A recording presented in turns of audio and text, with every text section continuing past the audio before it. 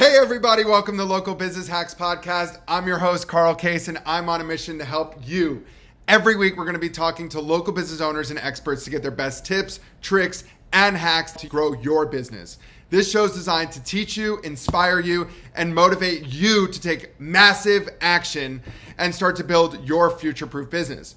Whether you're just starting off or you're taking your existing business to the next level, this episode is for you. So let's get started. Hey, local business hackers. I'm your host, Director of Global Business Development at Referrizer, joined today by a fitness badass, author of a book, Live Long, Feel Better, and Look Great Naked, and the owner of two personal training Fitness Together studios in Dunwoody and Johns Creek, Georgia. Russ Yeager, welcome to Local Business Hacks, my friend. Carl, appreciate you, brother. Great to be here. So I know that you've had quite the journey in the fitness space. Talk to us about that, the lifelong investment in this world. Yeah, man, I've been in the world for a while. And really, dude, it started when I was young. Like, I think probably a lot of people that are in fitness professionally, that I wanted to solve a problem for myself. So I grew up, I'm 6'6", I'm a tall guy. So I was never like massively fat, but I was chubby, man. I was soft. I hated it. I grew up playing sports. So I was active. I grew fast. So I was tall and lanky, but managed to be tall, lanky, and have the big spread of fat around my stomach. I friggin' hated it. I wanted to be one of the fit, lean guys. Some of my friends seemed to just have the six-pack abs, and I was always jealous. And so for me, it was all about, man, I want to have the abs. I want to have the abs. And I remember, distinctly being 10, 11 years old, my parents had a brand new VHS camera. And as big as the room, dad's taking home movies. He's like, Russ, introduce yourself. And I'm like, my name's Russ. I like soccer. I like basketball. I love my dog, Rudy. I was a shy kid. I wasn't loud and crazy like I am now. And I looked down, I dropped my head and like, I'm fat. And my parents it's funny now. It wasn't funny at the time. My parents look at each other like awkward silence. And then finally my mom says, Russ, you're not fat. You're just husky. And she said that, Carl, because I had to get the husky pants going back to school. I hated that word. And it was like we had these defining moments. And I was like, that pissed me off enough to say, I'm going to figure this out. I started trying to work out on my own and read the magazines, the muscle guys, and I had some okay success, but never really reached my goal. Graduated high school, went to Auburn University, got my undergrad master's in accounting, working as a CPA. So I'm traveling, late night business dinners. I'm working out regularly, but I never got shredded like I wanted to, the abs. So finally at 27 years old, I hired my own coach. I entered a physique transformation contest to hold myself accountable, took my body fat from over 20% to like 5%, totally shredded, won the contest, got sponsored by a supplement company, got to be a sponsored athlete at the Arnold Schwarzenegger Classic. And people will ask, like, I get asking more questions about nutrition and working out. Like, people are like, dude, can you help me do that? I was like, okay, I had a good career in accounting, but I was like, this is my passion. This is what God put me on earth to do. Quit my job, started doing part-time training in the gym, online stuff, but now everybody's an online coach. I was doing that 20 years ago and then found Fitness Together, and it never looked back, man. It's been 22 years and it has been a journey. It hasn't all been roses, as any business owner will tell you, but we've helped a lot of people. We've done well financially, and I'm 49 and still I've kept the abs and still fired up to help more people. Congratulations on finding a way to monetize a passion. That's what a majority of the guests that we've had on the show have been able to do, but yet you're making an impact, especially in your local community and with publishing a book. There's an incredible feat that comes with, and I just want to congratulate you on getting to this point. So congrats for us. I appreciate that. So I can imagine that owning your own personal training gym for the last umpteen years has brought quite the challenges and hacks into your toolkit. So I'd love to open the floor and give you the mic to really share some of these stories that you had, these aha moments or these opportunities to grow that hopefully other business owners can listen to and not have to follow in your footsteps to learn those things. Yeah, for sure. So I learned early on that you've got to understand sales and marketing if you're going to be a business owner. Cash flow is the bloodline of your business. And so I was lucky that my franchise and that some mentors taught me that. And I'm an accountant. Like, I'd never done sales before. I had no idea. And so took a couple of courses, read a couple of books. And I think the biggest thing is I was hungry to succeed, right? I mean, I left my, at the time was making, and I thought it was a lot of money. It was a lot of money at the time with my accounting job, and basically went to zero. Not basically, I did go to zero. I had a decent car that I sold, I literally like cut all my expenses to nothing. This is funny. I don't know if I've ever shared this on a podcast, but I'm an extreme guy, like all or nothing, like a lot of fitness people. And so the first year I was like, okay, I'm slashing my expenses so that I can take this leap. And look, I was single. I had some money saved up. I was in my 20s. My expenses weren't high anyway. So it was a risk, but it wasn't like a massive risk. Like if somebody's got, 3 kids and lots of expenses, but I cut everything. And the first year I forgot to turn my heat on for winter. I was like, I'm just going to keep it off and save that money. So I literally went a whole winter. Now I'm in Atlanta. It's not like I'm in Massachusetts or something, but it gets pretty cold here. And so I had a little space heater. I'd just move around. So I literally had no heat for a whole winter. My wife thinks I'm insane when I told her that story. But man, just having that kind of sense of urgency created that drive of figure it out. Right. And even though I didn't have the sales experience, I didn't have the business experience, like I was determined to make this happen. And I learned early on what I'm really good at is you give me a system to follow and I will follow it and I'll do everything right. That's how I got my black belt. That's how I got my CPA, both on the first try. And that's how I succeeded in the franchise. I did exactly what they told me to do. I remember we were waiting for our CO. We literally talked about challenges right from the beginning. I signed my franchise agreement in February of 2006. We were supposed to open in April. And we signed the lease, getting ready for construction, find out that there's a code everybody missed where there's not allowed to have a fitness center in the shopping center. Oh, man. So luckily the landlord let me out of the lease. I guess he kind of had to. And so I had to find a whole new spot. And we ended up opening December 20th of 2006. But I remember December 21st was the first day. But I remember I was ready to go. So I had people coming in the day before. And I had 2 new client consultations, one at 6 a.m. and one at 8 a.m.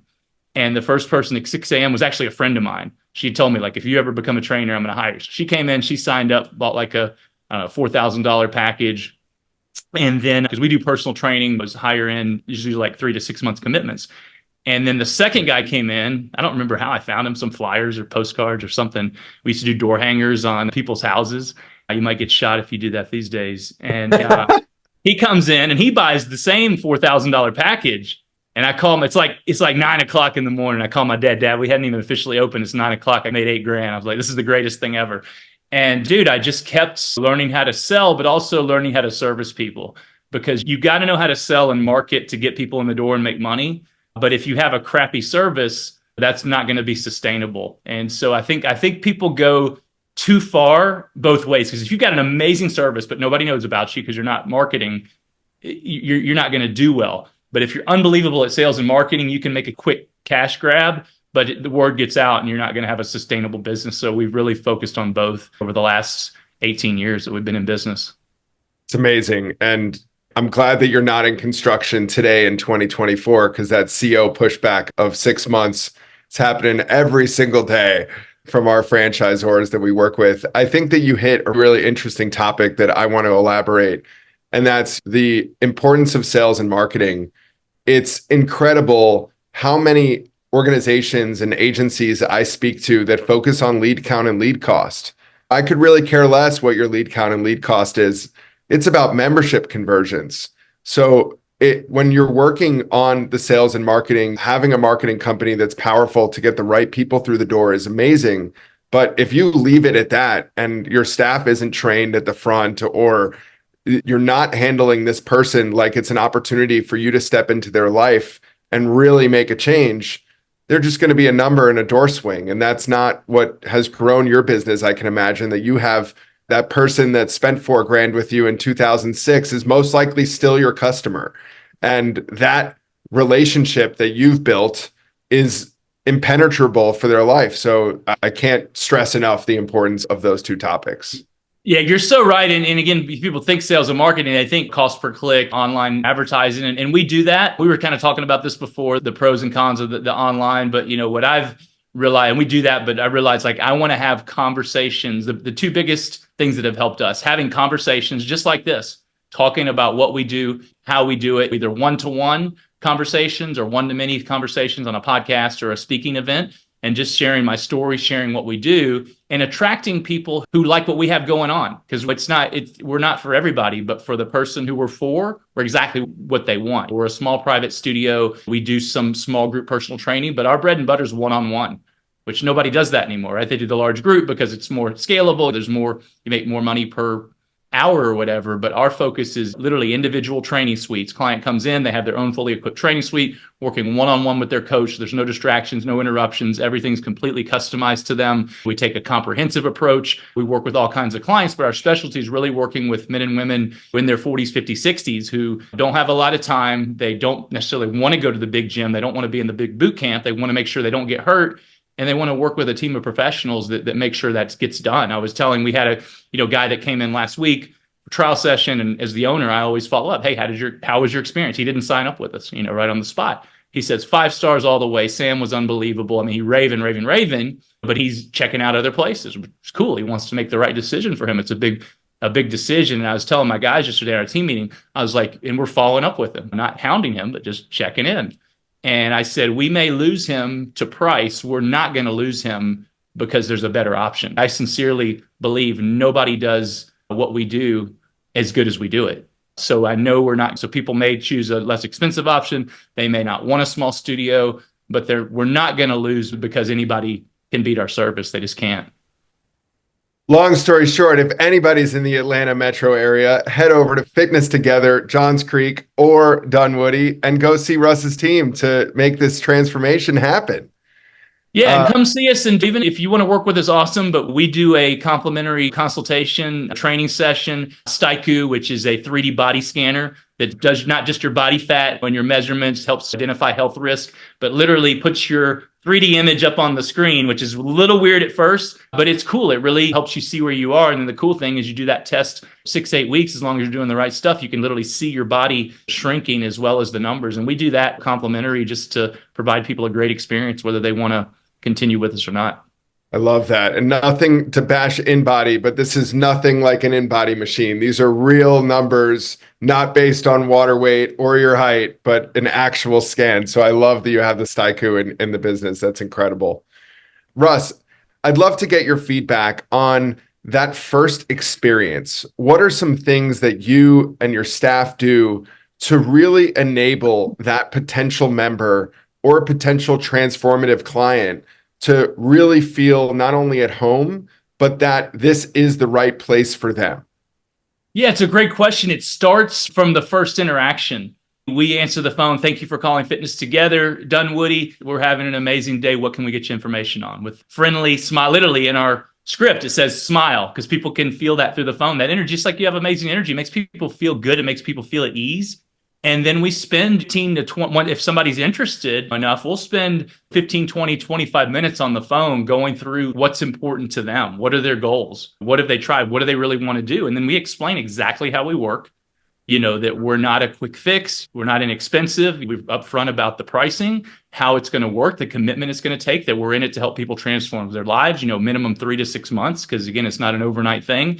And then if they'd like to come in, we set up that longer appointment I mentioned. This is something I learned pretty early on. I remember Lisa, one of my clients, with us a long time, and she did amazing. But I think we forget how scared people are to make this step.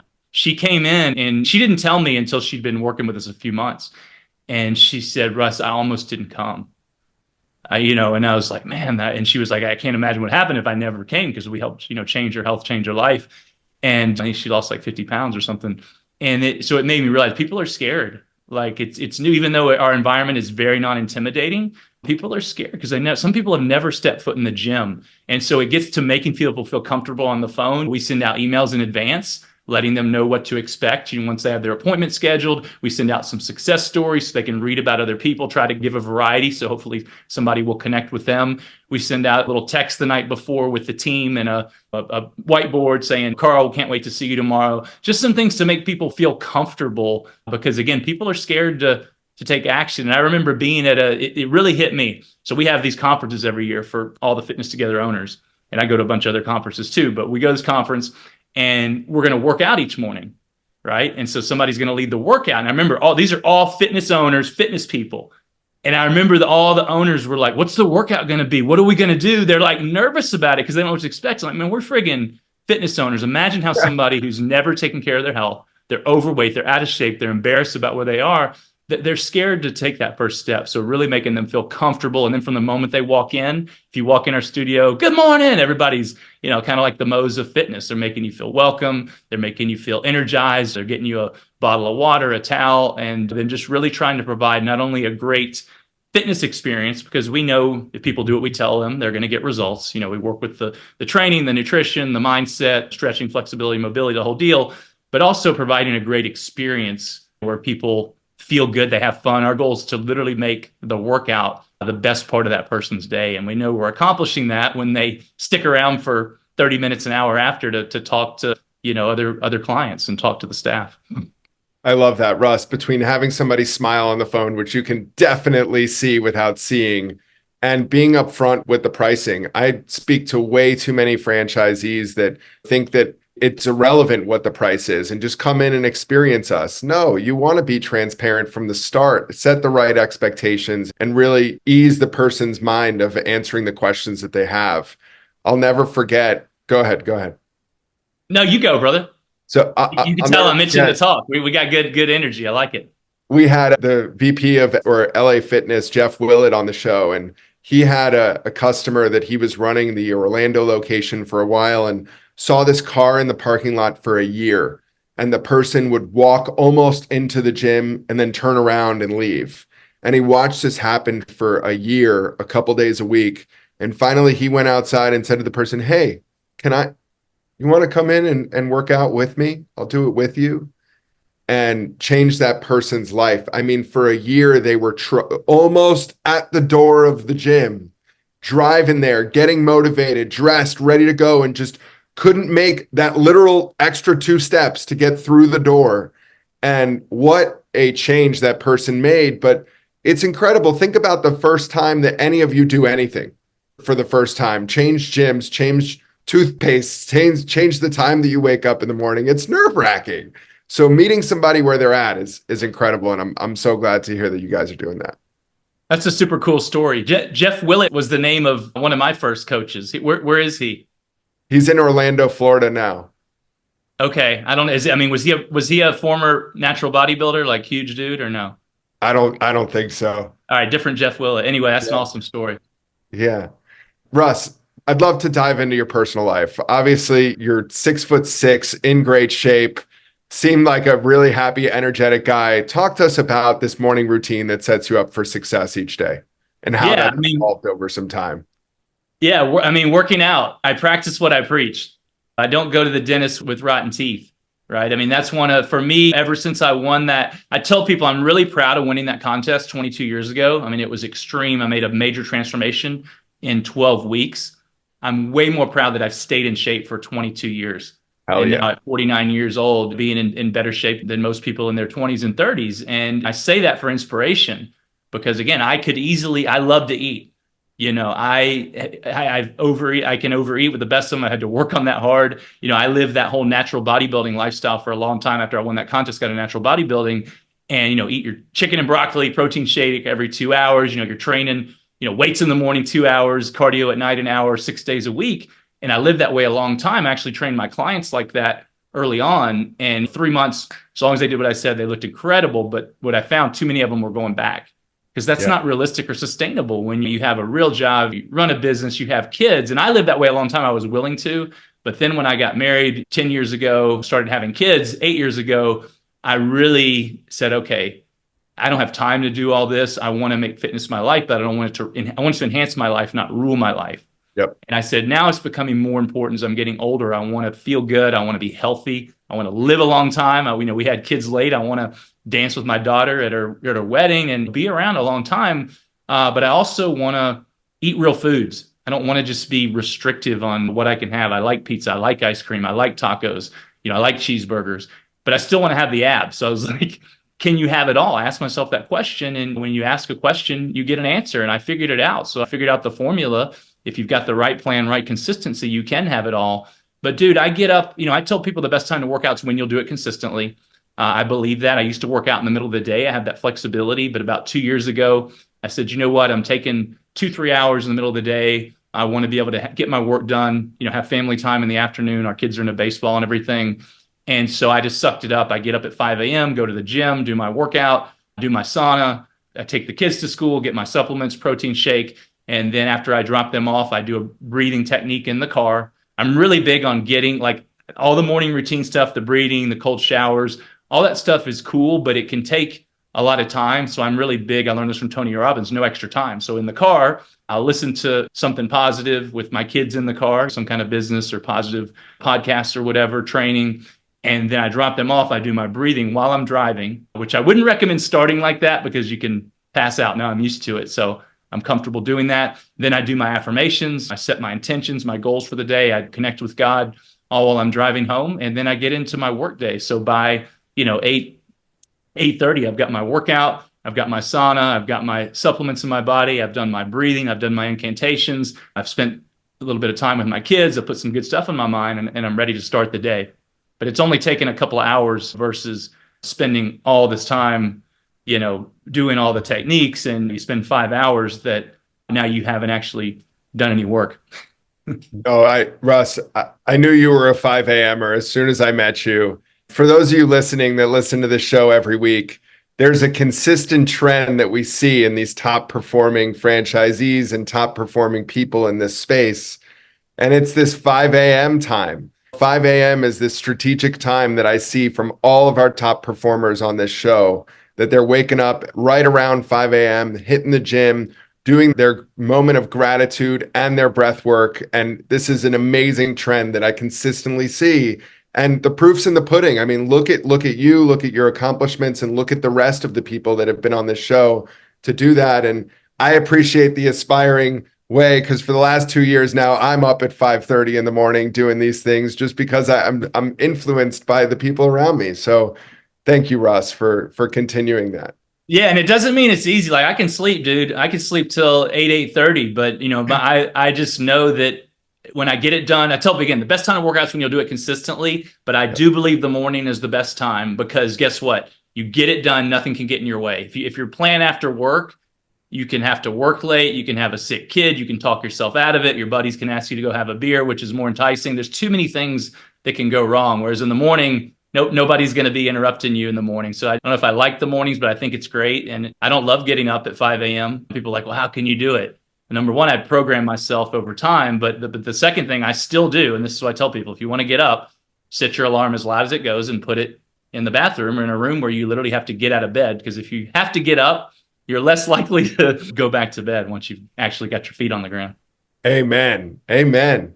I read a really good book last year called Buy Back Your Time by Dan Martell, who happens to be a boss in the software as a service space that we're in over here at Referrizer. And Buy Back Your Time really has you plan every 15 minutes throughout your day and see where you're wasting your time. And I never realized that when I jumped from having team meetings to sales calls to going to work out or making lunch, every time I wanted to get back into the activity that I was doing or that I needed to transition to, there's a 15 to 30 minute process in your mind to switch gears from what you're doing to that. So planning your days strategically in that way, not only are you not taking up as much time, but that time is so much more dedicated to the task that you're doing. So I'm a huge fan of this routine that you got going on, Russ. I'd love to hear, in closing, if you were going to have dinner with a historical figure from the past, who are you eating with and what are you talking about? And in your case, what are you eating?